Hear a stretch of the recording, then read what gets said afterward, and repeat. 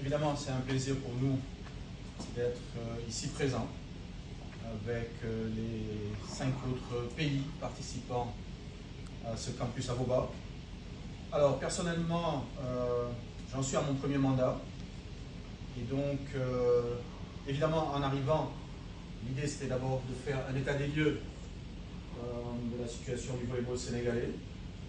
Une fois que ça a été fait, évidemment, on a essayé de mettre en place un plan de développement stratégique qui mettait l'accent, en tout cas, sur les rubriques habituelles, les axes habituels, tels que la bonne gouvernance, la formation, évidemment, les compétitions aussi, et enfin, cette notion qui nous est chère, à savoir la digitalisation.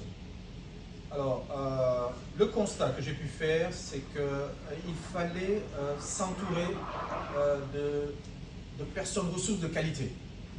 Moi, je pense que ça a été ma première bataille et j'en veux pour preuve que, bon, voilà, j'ai beaucoup de jeunes, j'ai la chance aussi d'être dans le milieu universitaire, de former aussi, voilà, des cadres dans le milieu sportif et donc je me suis appuyé là-dessus. L'autre avantage, c'est que on forme aussi beaucoup de professeurs d'éducation physique qui sont sur le terrain et qui sont nos relais. Et je pense que ça aussi, c'est une plus-value pour la Fédération sénégalaise de volleyball.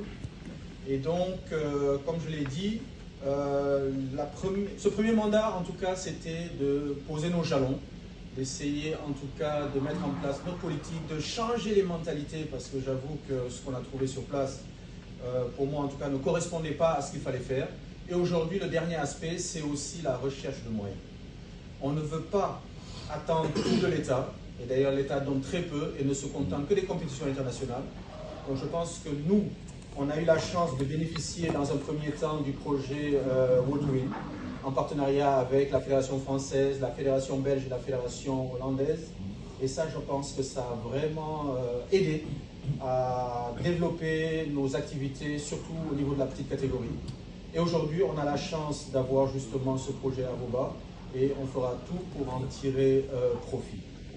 J'avoue aussi qu'aujourd'hui, on s'est lancé dans des appels à projets et il y a l'ambassade de France qui va nous accompagner dans le cadre de la coopération. Et c'est en bonne voie et je pense que ça va se matérialiser aussi. En tout cas, tout ça pour dire que ce que je magnifie, moi, c'est cette idée de mutualisation de nos activités. Il faut qu'on prenne l'habitude de travailler ensemble, d'échanger. Voilà, je crois que ce sera notre force. Et terminer évidemment par remercier Madame la Présidente qui, encore une fois, pour son leadership. Et aussi, on voit que c'est une femme de terrain, je vais l'appeler comme ça, qui est à nos côtés, qui se bat avec nous et qui est très simple, très accessible. Et en tout cas, Madame, merci pour ça. Et donc, je laisse la parole à mon DTN qui... voilà, à son caractère. On est souvent en conflit, mais je pense que ça nous permet d'avancer. Merci.